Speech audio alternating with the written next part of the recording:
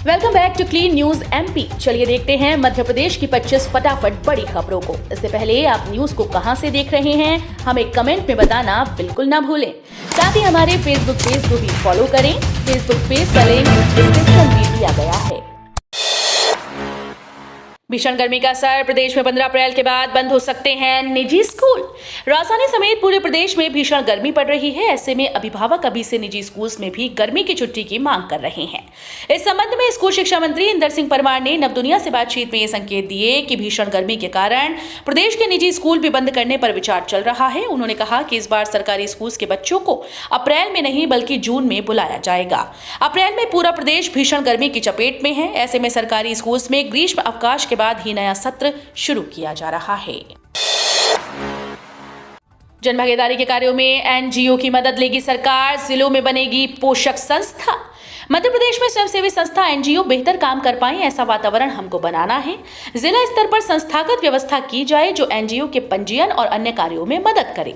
जन अभियान परिषद या अन्य किसी नाम से संस्था बनाई जा सकती है। सुशासन और नीति विश्लेषण संस्थान परिषद के कर्मचारियों को प्रशिक्षित करे।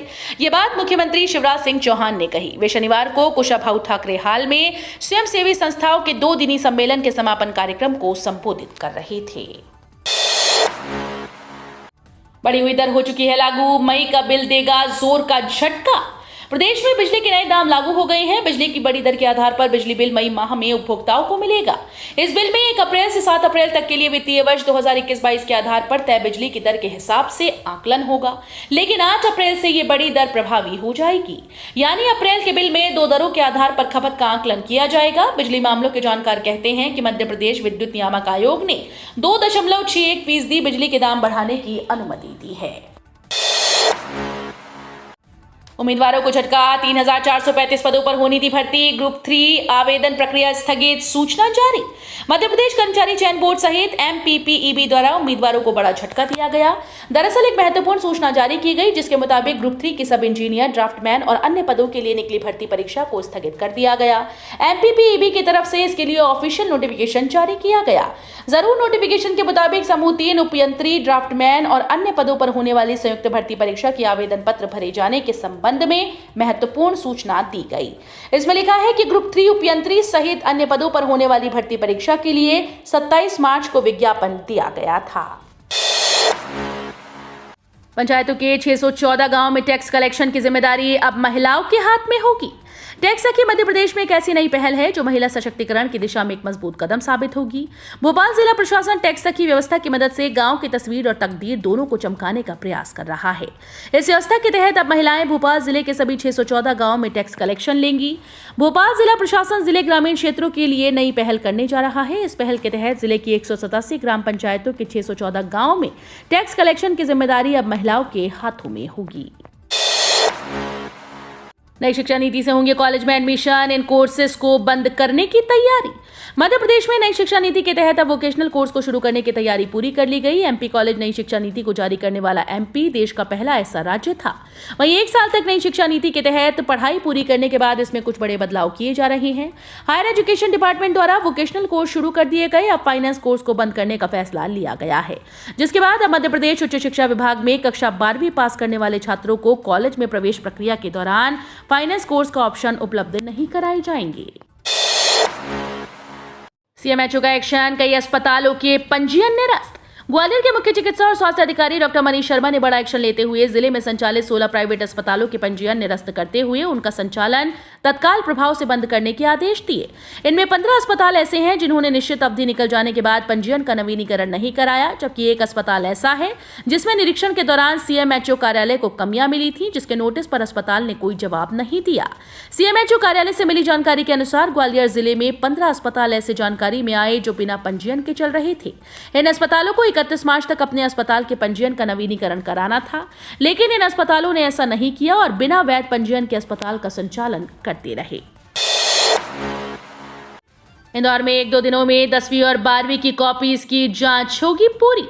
माध्यमिक शिक्षा मंडल द्वारा आयोजित की गई कक्षा 10वीं और 12वीं की परीक्षाओं के बाद अब इनकी उत्तर पुस्तिकाएं जांचने का काम तेजी से जारी है। उम्मीद की जा रही है कि अगले 2 दिनों में ये काम पूरा हो जाएगा, क्योंकि इस बार छात्रों के प्राप्तांक सीधे ही वेबसाइट पर अपलोड किए जा रहे हैं। इससे रिजल्ट तैयार करने में देरी नहीं होगी। परिणाम घोषित करने पर लक्ष्य 20 अप्रैल को रखा गया है। जानकारी के अनुसार इंदौर में मालव कन्या स्कूल में उत्तर पुस्तिकाओं का मूल्यांकन का काम चल रहा है। यहाँ पर 2 चरणों में 3,13,715 उत्तर पुस्तिकाएं आई थी। इनमें से अब तक 2,66,815 उत्तर पुस्तिकाएं जांची जा चुकी हैं। शिवराज सरकार की बड़ी तैयारी, 12 जिलों को मिलेगा लाभ, ऐसा रहेगा पूरा कार्यक्रम। 10 अप्रैल 2022 श्री राम नवमी को लेकर मध्य प्रदेश की शिवराज सरकार की बड़ी तैयारी है। रविवार को सीएम शिवराज सिंह चौहान श्री राम राज्य कला दीर्घा का लोकार्पण करेंगे। इस मौके पर श्री राम जन्मोत्सव प्रदेश के 12 स्थानों ओरछा, चित्रकूट, उज्जैन, उमरिया, शहडोल, विदिशा, राजगढ़, शिवपुरी, नीमच, रतलाम, छिंदवाड़ा और पन्ना में श्री राम जन्म महोत्सव का भव्य आयोजन किया जा रहा है। पर दीपोत्सव में 5 लाख दियों को एक साथ प्रज्वलित किया जाएगा। मध्य प्रदेश में विधानसभा चुनाव 2023 की दिशा में भाजपा के बढ़ते कदम, आदिवासी समुदाय पर राजभवन से सीधे सरकारी काम। मध्य प्रदेश में विधानसभा चुनाव में आदिवासी समुदाय पर काम करने के लिए राजभवन के दरवाजे भी खोल दिए गए।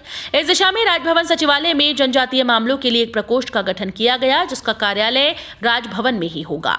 प्रकोष्ठ जनजातीय मामलों से जुड़े विषयों पर राज्यपाल के निर्देशों के अनुरूप काम करेगा। मध्य प्रदेश में जनजातीय समुदाय के वोट की वजह से विधानसभा चुनाव 2018 में भाजपा को भारी नुकसान उठाना पड़ा था, जिसकी वजह से उनके हाथ से सत्ता चली गई थी। ईट स्मार्ट सिटी चैलेंज में प्रदेश के 4 शहरों की हुई जीत, सीएम शिवराज ने दी बधाई। 9 अप्रैल को मुख्यमंत्री शिवराज सिंह चौहान ने कलेक्टर, कमिश्नर, पुलिस अधीक्षक, पुलिस महानिरीक्षक के साथ वर्चुअल माध्यम से समीक्षा की। इस दौरान सीएम शिवराज ने ईट स्मार्ट सिटी चैलेंज में जीते हुए मध्य प्रदेश के 4 स्मार्ट सिटीज को बधाई दी। इस लिस्ट में इंदौर, उज्जैन, सागर, जबलपुर शामिल हैं। दरअसल 15 अप्रैल 2021 को भारतीय खाद्य सुरक्षा और मानक प्राधिकरण के सहयोग से नागरिकों के लिए सुरक्षित व पौष्टिक भोजन सुनिश्चित करने के लिए देश के सभी स्मार्ट सिटीज के बीच एक प्रतियोगिता आयोजित की गई थी। सुपर कॉरिडोर पर तेज गति से वाहन चलाने पर इंदौर यातायात पुलिस ने इंटरसेप्टर व्हीकल की मदद से बनाई चालान। 100 kph से भी अधिक की रफ्तार से दौड़ रहे वाहन इंटरसेप्टर व्हीकल की पकड़ में आए। इंटरसेप्टर व्हीकल के साथ सुपर कॉरिडोर रोड पर टीम ने किया आकस्मिक चेकिंग। तेज गति या लापरवाही पूर्वक वाहन चलाने वाले 16 वाहनों पर यातायात प्रबंधन पुलिस ने कार्यवाही की। टीम ने अन्य धाराओं में भी कुल 24 चालान बनाकर 19,000 रुपए समन शुल्क राशि वसूली। पुलिस उपायुक्त यातायात प्रबंधन महेश चंद जैन ने सभी अधिकारियों को निर्देश दिए कि यातायात प्रबंधन के साथ साथ अधिकतम गति सीमा का उल्लंघन कर तेज लापरवाही पूर्वक वाहन चलाने वालों पर इंटरसेप्टर व्हीकल से प्रभावी कार्रवाई करें। मध्य प्रदेश के इंदौर के डेली कॉलेज की गवर्निंग बॉडी में बदलाव पर सियासत, दिग्विजय बोले राजनीति का अखाड़ा न बनाए। देश के प्रमुख प्रतिष्ठित रहवासी स्कूल्स में शामिल इंदौर के डेली कॉलेज की गवर्निंग बॉडी को पिछले दिनों बदल दिया गया, जिसको लेकर अब पूर्व मुख्यमंत्री दिग्विजय सिंह मैदान में उतर आए। गवर्निंग बॉडी में भाजपा विधायक गायत्री तुकोजीराव पवार के पुत्र विक्रम सिंह को अध्यक्ष बनाए जाने पर दिग्विजय सिंह ने कहा कि प्रतिष्ठित शिक्षण संस्थान को राजनीति का अखाड़ा न बनाएं, इसकी प्रतिष्ठा को खराब न करें। 5 लाख पेंशनर्स के लिए राहत भरी खबर।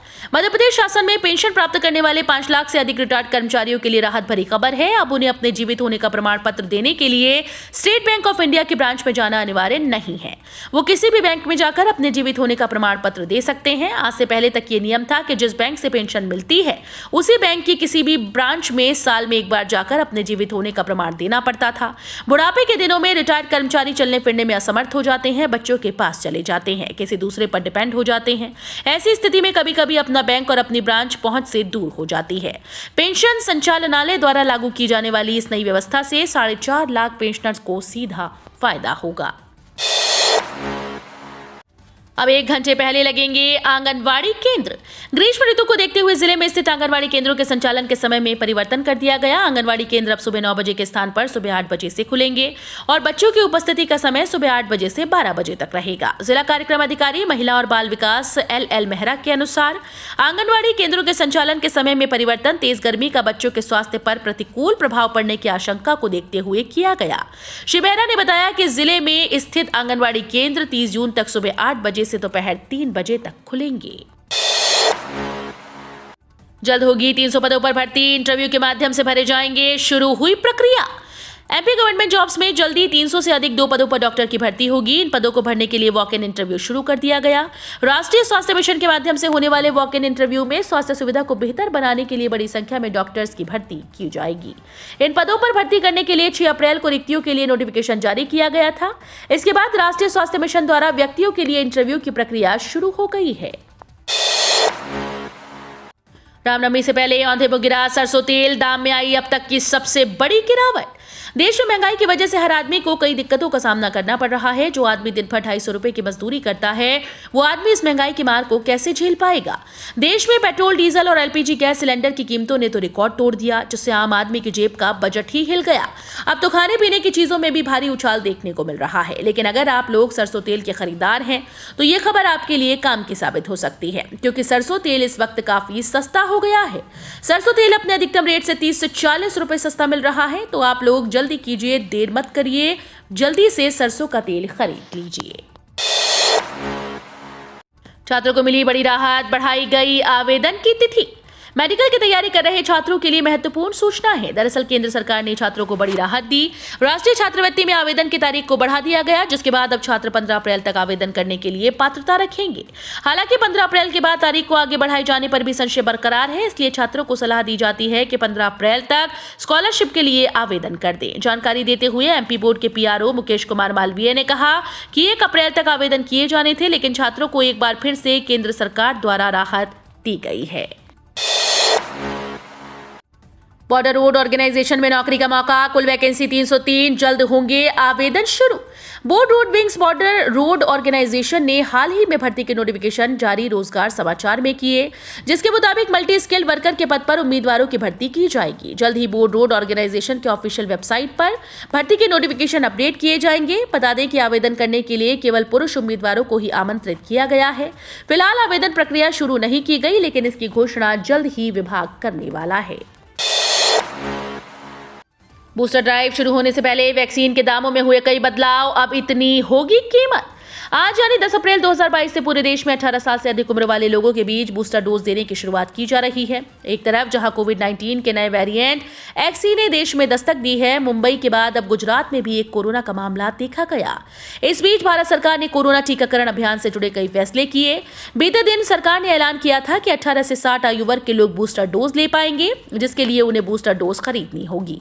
प्राइवेट वैक्सीनेशन सेंटर में वैक्सीन ले जाना होगा।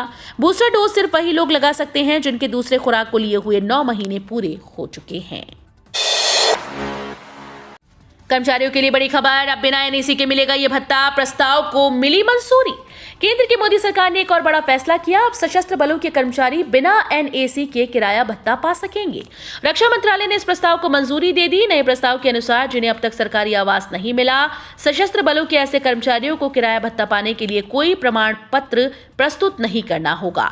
इस प्रस्ताव की मंजूरी के बाद अब एचआर के लिए एनएसी देना अनिवार्य नहीं होगा। दरअसल सशस्त्र बलों के कर्मियों के कल्याण को सुनिश्चित करने के उद्देश्य से रक्षा मंत्री राजनाथ सिंह ने हाउस रेंट अलाउंस के लिए पात्र बनने के लिए 9 आवास प्रमाण पत्र प्रस्तुत करने के प्रस्ताव को मंजूरी दी है।